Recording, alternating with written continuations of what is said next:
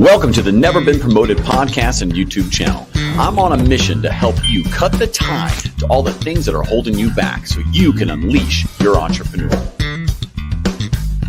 Hey, welcome. It's Thomas Helfrich from your host here from Never Been Promoted. Thank you for joining in today and to the live broadcast. Today we're going to do some new things around dogs. We're going to meet with Kerry Cooke. She's the founder of Tail Chasers and inventor of Spleash, and she's revolutionizing how we walk our dogs, which I'm a cat owner, not a happy cat owner. I don't have a dog, but I have questions because I drew up dogs. But she's going to tell us all about it. See if it's a dog-eat-dog world in entrepreneurship. See what I did there? Thanks for listening and watching. If this is the first time you've been joining here, our mission is really clear. It's to help 1 million entrepreneurs get better at entrepreneurship. And we want you to cut the tie to all the stuff that's holding you back, the people, the entitlements, the excuses you're making, and those fears you hold on to. You don't need to do any of that. You got to let that stuff go if you're going to be great, or at least find yourself some level of success. The more things you can cut the tie to, the more you'll unleash who you want to become as an entrepreneur. Very simple, really. If before we get into today, if you haven't yet, listen, it means so much to me personally and the community. To help the entrepreneurs we put on here to spread the word and the mission. What we're trying to do is, go to youtube.com at Never Been Promoted and give us subscribe. And if you're listening to this or you like podcasts, we're on Apple, Spotify, all the big ones. But do a nice thing and it takes a few seconds.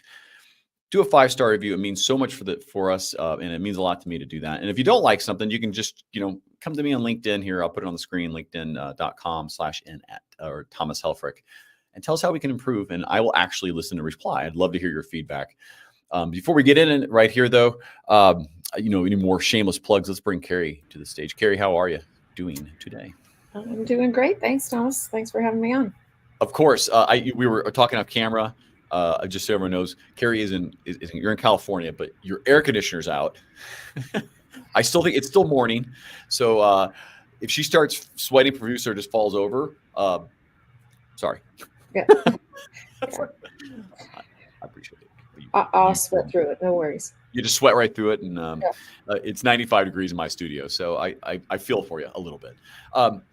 As you're listening here, ask questions about the products, her mission, how she got over things, as we talked about the product Spleash and Tail Chasers. But do you want to do a fun little icebreaker maybe to start it off with?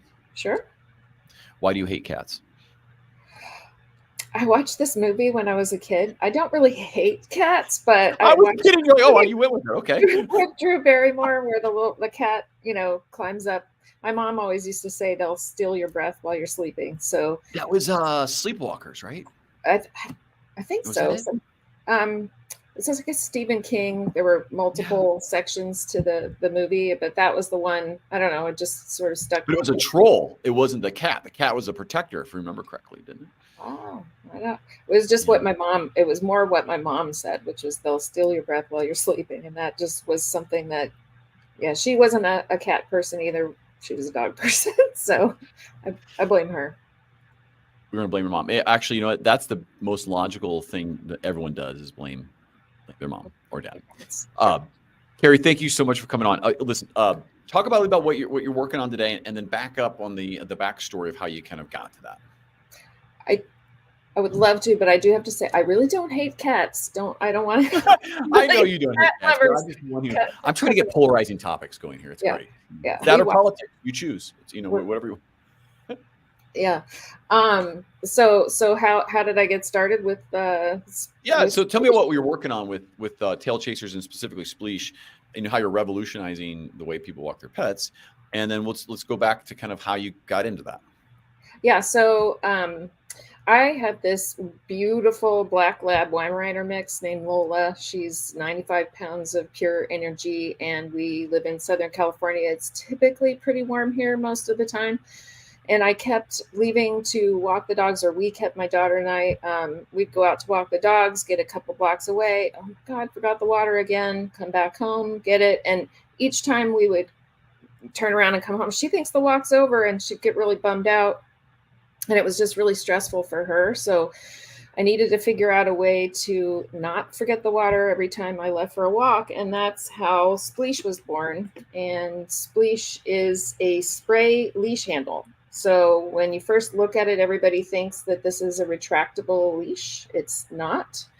It attaches very seamlessly to the end of any standard size rope, leather, or nylon leash. You just pop it in here and it becomes the handle. You fill it up right here with 12 ounces of fresh water, and then you're ready for your walk. If your dog is a puller, no worries about that. We actually tested it out by pulling a truck with it, so it's very strong.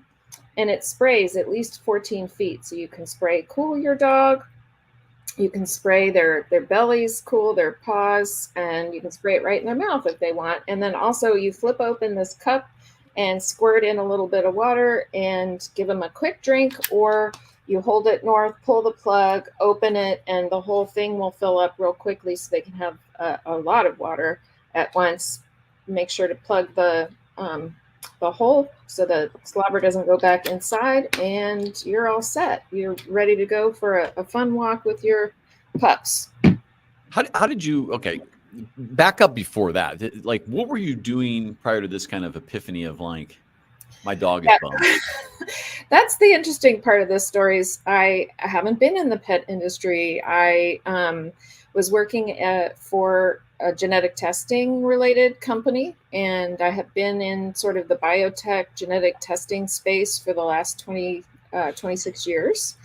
I started when my daughter was a month old at a new biotech company that was just launching a genetic test for breast and ovarian cancer.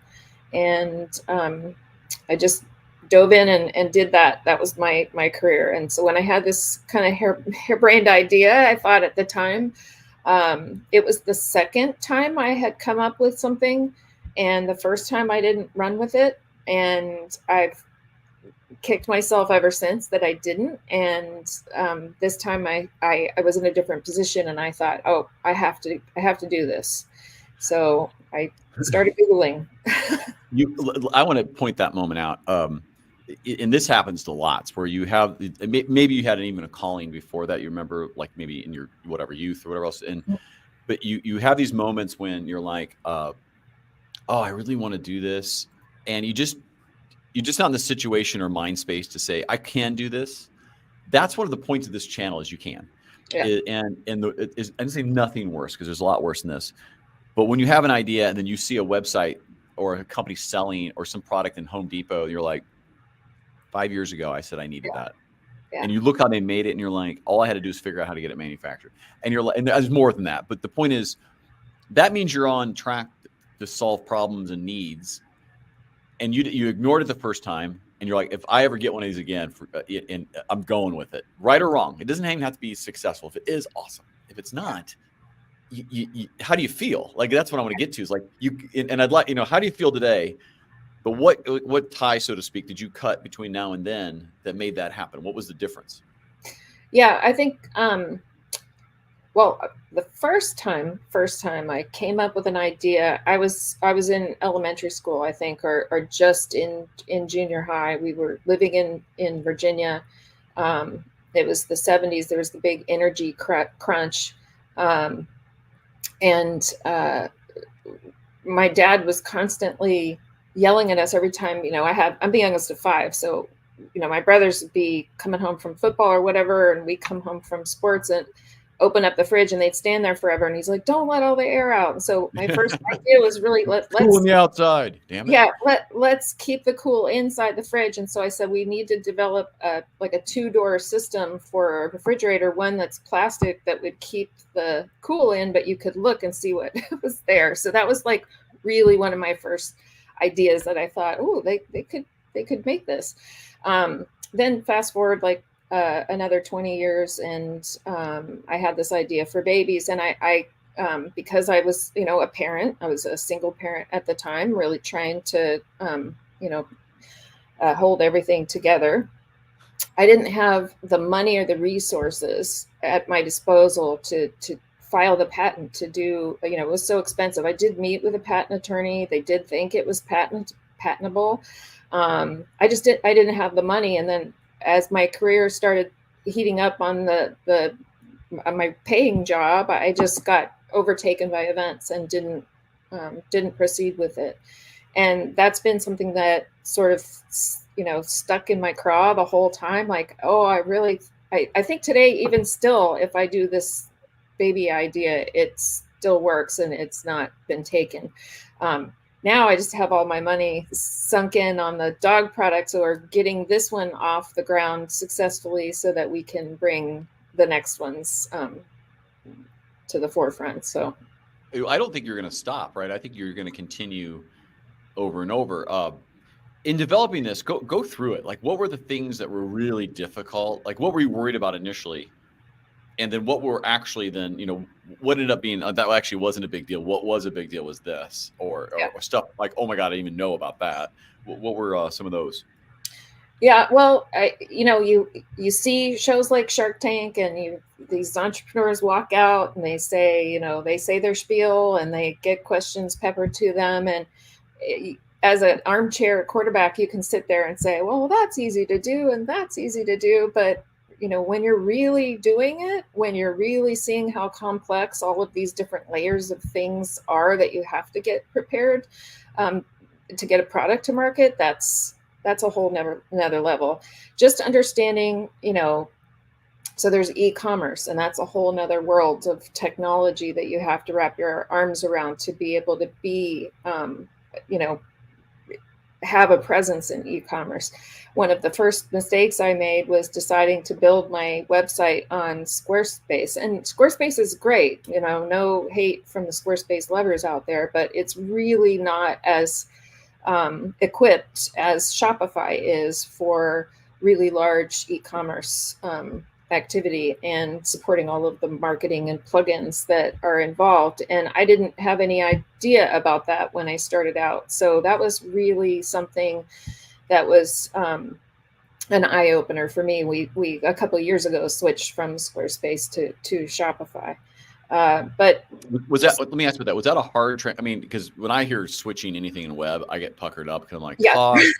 I'm paint. It's like my neighbor, he's getting his stucco redone on his house, right? And I'm like, I was talking to him, like, don't you love paying for stuff that you already had? Yeah. Like, he's like, yeah, I love really expensive projects. When I get done, you don't realize you did anything. How, like, okay, but that's a really big moment in entrepreneurs' moments when you have to make these investments. You just, God, I don't want to do this because it's just expensive. Yeah. Tell me about that a little bit, because people delay that forever and it ends up costing them way more, is what happens when Yes. Yeah, that's true. And I did sort of torture myself with the thoughts of moving from one platform to the next.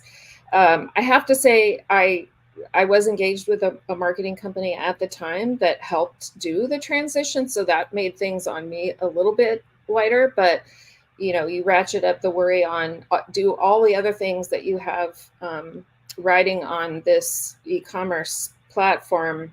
Are they all those connections moving over at the same time? And making sure that everything gets plugged in appropriately. It's stressful for sure. But as far as the financial burden of doing it, it was not as bad as sort of making sure that when we got to the final design of the Spleash, that this was something, because paying for the molds to be made for this, it has 12 molds. And when you're manufacturing a product, you're buying the molds, you're making it so that it can be made again. And then really pre-planning for making family molds, and so that you can make in mass. It's just a constant investment in that type of equipment, which is Are you producing overseas? Yes, we are. We work with a company here in Carlsbad I can walk to, which is amazing. And they own the factory in Taiwan where it's being produced, and it's a very closed facility. So they've really taken great care to make sure we don't get knocked off. And I think this product is actually, it seems so simple when you think of, oh, well, when I first thought of the idea, the first thing I did, I ran to Google. I searched if it existed. Of course, I didn't find it. I looked on Amazon, 20, 30 pages deep, couldn't find anything like it. And then I bought a squirt gun off Amazon and duct taped it to the end of my leash just to see if it would be useful. Like, would I use this thing out there? So okay. So I love that. And let me extrapolate that to people, you have an idea, you go spend a ton of money on a website and a back-end system without first even testing if anyone wants it or it could be used. yeah. Like my like little daughter, like I love her. She's such an entrepreneur, and she she's always like, I want to make bracelets. I want a website. I was like, make a list of your friends who you could sell it to first. And she gets, I don't want to, and she gets upset sometimes. She's like, I want you to be supportive. I'm like, but just make sure people want to buy it first. And if they do, go make a whole bunch, and it's like, let's go out there. Let's see if it's useful in some ugly duct tape Home Depot fashion, Home Depot dad or mom fashion. Anyway, I love that you did that because you probably saved yourself so much money just by because if it was like the most impractical thing ever, the dog didn't actually want it in a bowl still, you'd be like, you know what, might as well just make a floating bowl and bring a water bottle in or something. Right. So, yeah. And testing was a really big function all along the way. But really, when I had the idea, I was every do you have a dog? Every person that I met, do you have a dog? Would you think this would be useful? And universally, everybody said yes. Right. So I knew I was on to something from that standpoint. And then making sure that we can integrate the spray feature with the flip open cup, that's also really huge because, that the collapsible bowls exist and water bottles already exist, but none of them exist all in one that becomes the handle of your leash. So that eliminates the number of items from 3 to 1 that you have to carry. And, you just flip open and you're good to give your dog a drink. But you also have a little bit of ammo in your tool belt out walking. If an off-leash animal comes up at you, you have your finger on the trigger. You're ready to squirt them. You aim at their face, and if you get them right on the face, the first thing they do is shake their head. So it buys you a little couple seconds to pick up your smaller dog and change direction, or just get ready for the oncoming dog. But you have 14 feet to start spraying them, and it usually freaks them out. It does. Yeah. Oh, yeah. I know bicyclers do that. They carry 2 water bottles, one for drinking and one of the little salt water in it, just in case you need electrolytes, but also it stings a little bit more. So yeah, they don't like it. The animals don't like it. When you were, tell me about your first sale. Oh my gosh. Well, I think like every entrepreneur, you watch shows, like those entrepreneur shows, and it makes it seem so easy. I'm going to build this website. I'm going to get it out to all these people, and then the sales will just come. I remember launching, we had a bit of a fire drill when we first launched because I put an ad in a magazine that was devoted to dog trainers. And the idea was for them to extol the virtues of the product to their clients. And they ended up having the online version out ahead of the print version by like a month and a half. And we weren't ready yet. So it was like, oh God, they're all going to click on this link. It's going to be dead. We had to accelerate everything. It was a bit of a crazy time.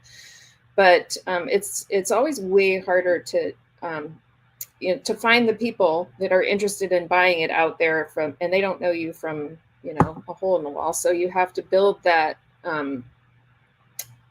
familiarity with your product and the name and all of that stuff, get them comfortable with it. But I, like every entrepreneur, I thought, well, I'll just tell my friends on Facebook that I, invented this product and they'll all support me and buy one. And it was just, that wasn't as many as I thought my friends would come through, for. And I was just sort of like, oh, wow, I can't get my friends on Facebook to, like this. And it just becomes this little story in your head that there's something wrong with the product. No, that wasn't the case. So the first sale was wrong with your friends, it sounds like. Right? Yeah. So I love all my friends. Thank you, friends, for all the support. Well, she's mad. Listen, we were off camera and she was like, these guys, I swear, are the worst. They must be from LA. Ugh. I'm just kidding. Just joking. No one's watching from LA. But they're too busy looking into their selfies. Keep going. Yeah. So one of the first sales that came through from somebody who I didn't know. It was as a result of this training thing. So, and I was so excited, just bouncing up and down. But really the first time that I had this, and I hope I'm not jumping the gun by going to this No. This is story, yours. but when we found out we were going to be on, the product was going to be on the Today Show, that was probably the most pumped up that my daughter and I had been at this point. And I just remember watching the segment. I was just so nervous they were going to do something with it that, something wasn't going to work or they couldn't figure it out. They had so much fun with it on the episode.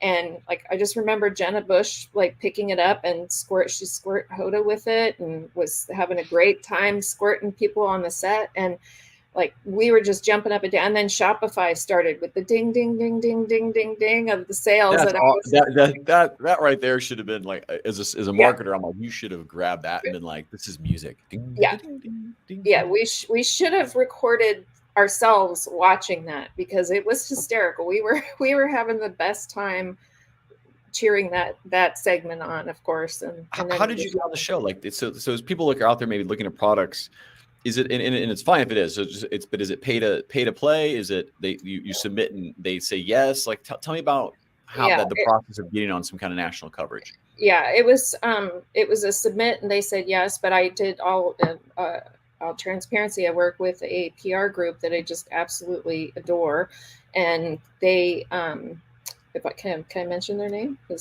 course. Yeah, Orca PR. They did such a phenomenal job for us, getting us on Today Show, in Men's Journal, on Huffington Post, and just yada yada yada. The list goes on. Our press page is chock full of press that they helped us get, and I think that really helped propel us for some of the awards that we've won. We won Best Dog Travel Product by Pet Business Magazine. We've won Pet Innovation Awards a couple years in a row now for Best Dog Travel Product or Best Leash Accessory, Best Bowl. So, that all of that notoriety, I guess, has really helped the product and helped us stay in business. And we just had our 5th year anniversary in March. So we're congratulations. That's a big deal. Yeah. But mathematically, right? But you also have to then. I was keep a brunette innovating. when we started. Right. Well, you have to keep innovating too, right? So, have you? First of all, congratulations on that. Now that you've mentioned their name, you have to get the founder to come on the podcast. That's how it works. You have to be like, hey, you gotta, So see how I did that. But where do you? How do you manage the innovation? Well, 2 things. First of all, I think one of the things you kind of go over. You're going to do something with your daughter. And, how old's your daughter now? She's 26. 26. So you have this, I have younger kids in this, but the idea that you get to interact with your kid in some kind of positive way, show them something. It's like, you probably get to see her as that little girl again, right? Like, she's excited. And I'm sure she's a pain in the ass, just like she can be at sometimes. And I don't know her, but I'm assuming. But you get to do that. And that's like, one of the things I say to entrepreneurs a lot is, how do you measure success? Like, where are you today? Are you just looking at how much money you make and your title and the little vacations? But in your entrepreneurial world, are you measuring success by, you got money, maybe you got a family component, you've got maybe a wellness component, maybe a faith component that you didn't have before, and just free time, headspace component. Yeah.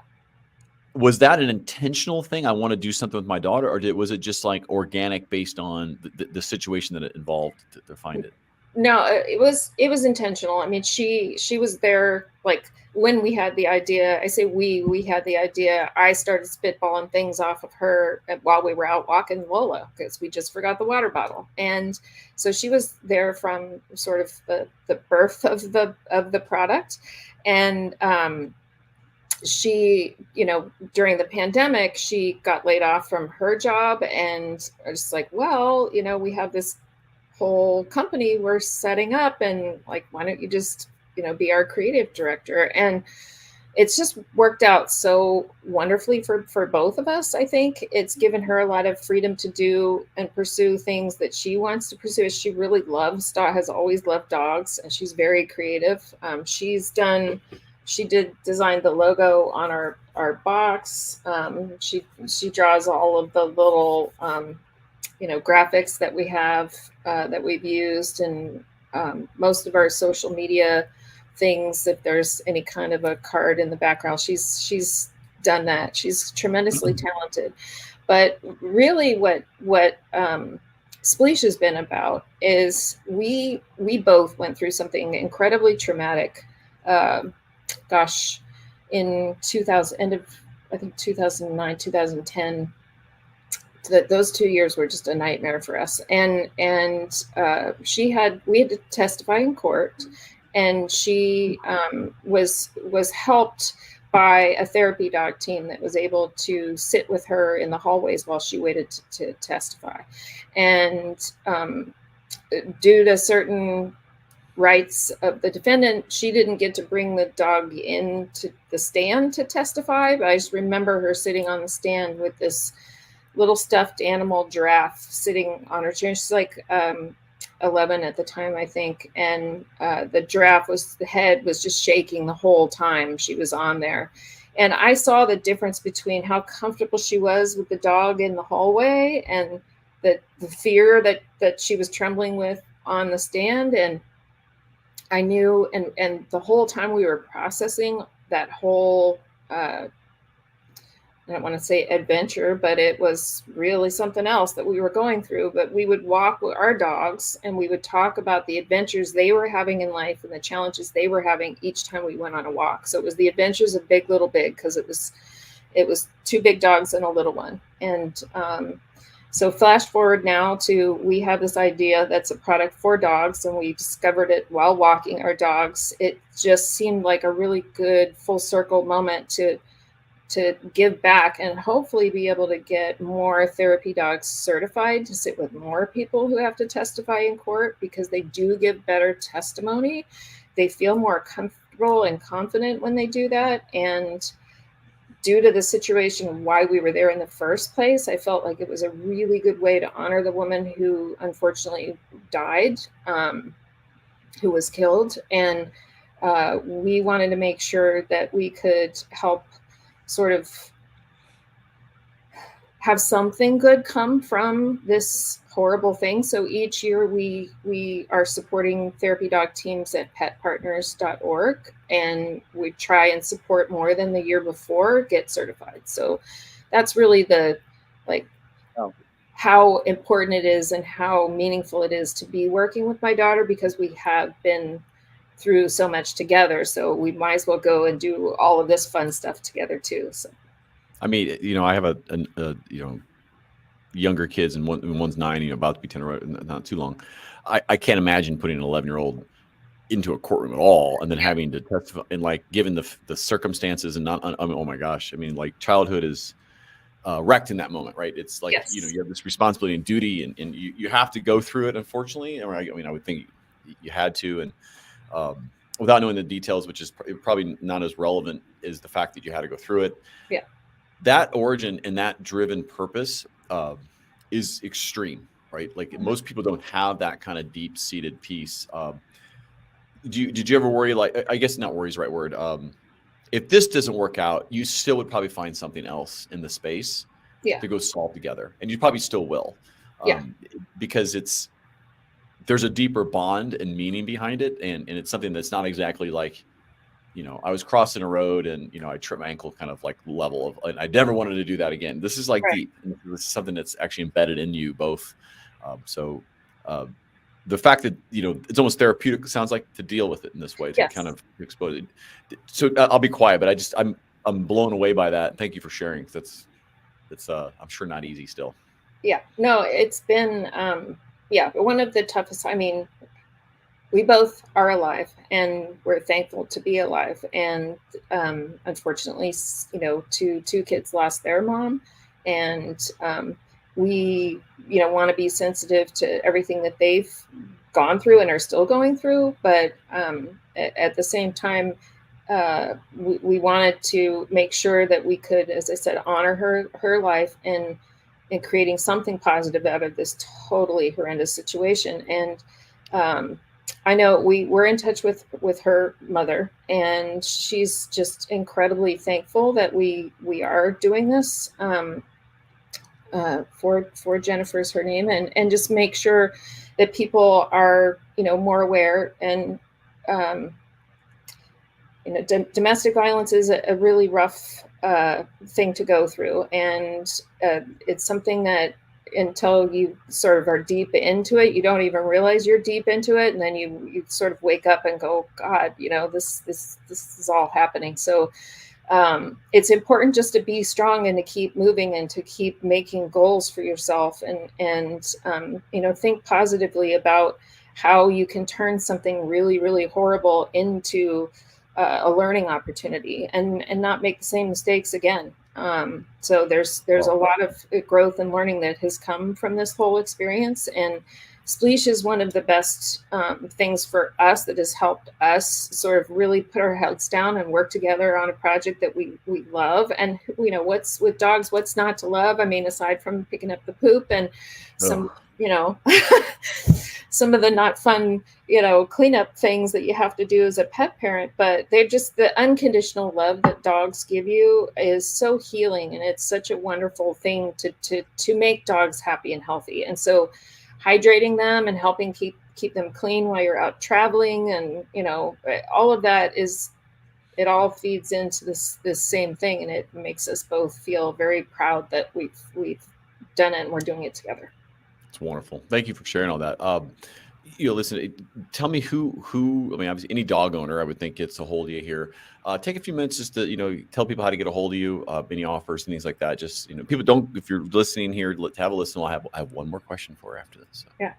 Go ahead. Yes, you can find us on spleash.com, and we're also on Amazon. You have to search for Spleash, Spleash.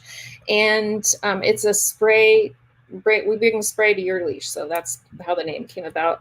And we're offering all of the viewers of the Never Been Promoted podcast to 20% off using the NBP20 code on our website. Love it. Thanks for doing that. It's very kind. Can I also make our Instagram? Yeah. I probably should have put that on Instagram and TikTok. We're Spleash _your_leash. So Spleash your leash.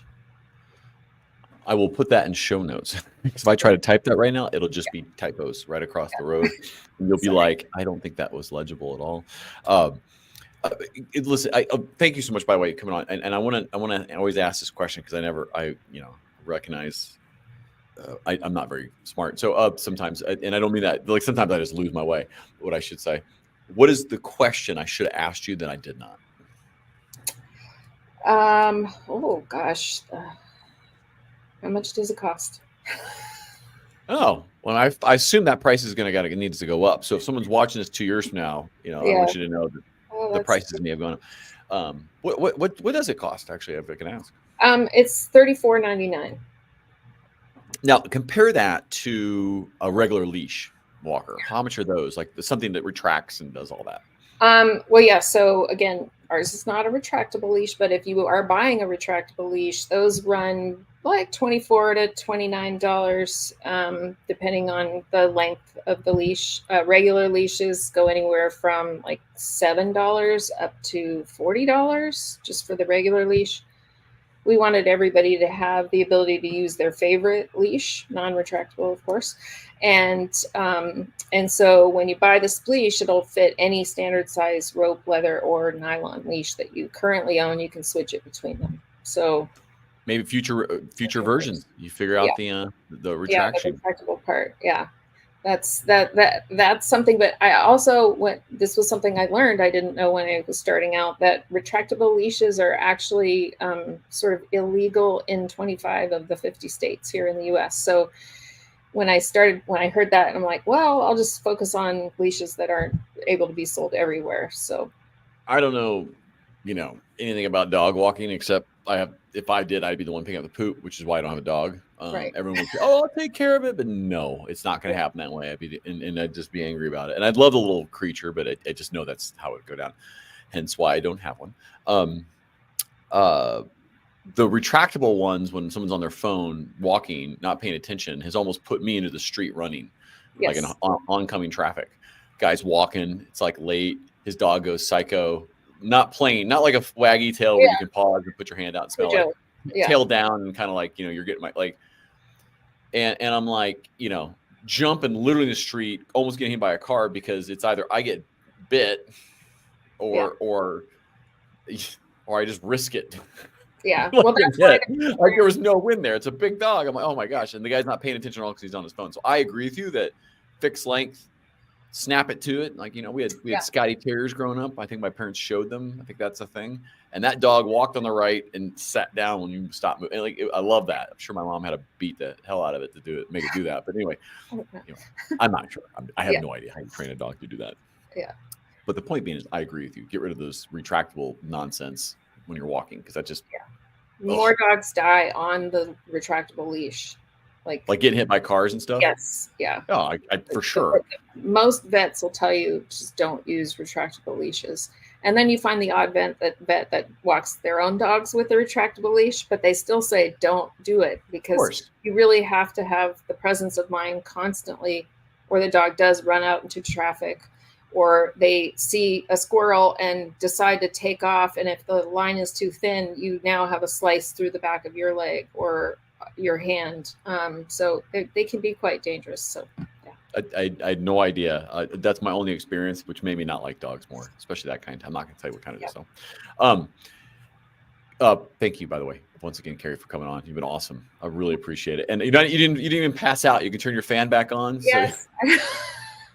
But I'm not like beating up right now with drippy sweat, but it was really wonderful to speak with you, Thomas. Thank you for the opportunity. We want everybody out there to make sure to keep their dogs hydrated. It's really hot in most places in the US right now. They need an ounce of water per pound of dog per day. So that's a lot of water. And you think, well, I'm just going to go for a walk. They can have it when they come home. It's much better for them if you keep them hydrated during the walk. So that's almost like 3 gallons for a 100-pound dog. Yeah. That's a lot of water. That's a lot of water. Yep. Holy moly. And that's assumes they're outside all the time. Yeah. Right. Yeah. Here, I'll put you, I'll have you right back on here after we sign off. But thank you so much for coming on. If this was your first time watching, thanks for making it here. And if you've been here before, you rock. I randomly give out dad points. They don't really mean anything except it's just a thank you that you can spend anywhere. Thank you so much. We'll give out dog points, dog treats today. So if you've made it to this point, you get a dog treat. Check out the offer once again at spleash.com. You use the MVP20 code. I don't know when you're going to be watching or listening to this. I'll assume she's going to leave that code up for centuries. So it's just going to always be good. So thank you, Kerry, for offering that. I always ask, if you like the show, please give a subscribe to youtube.com at Never Been Promoted, or if you listen on the podcast, 5-star. It really means a lot to the community, me, and all the things we're trying to do to make more entrepreneurs in the world. Until we meet again, get out there, go unleash that entrepreneur. Thanks for listening.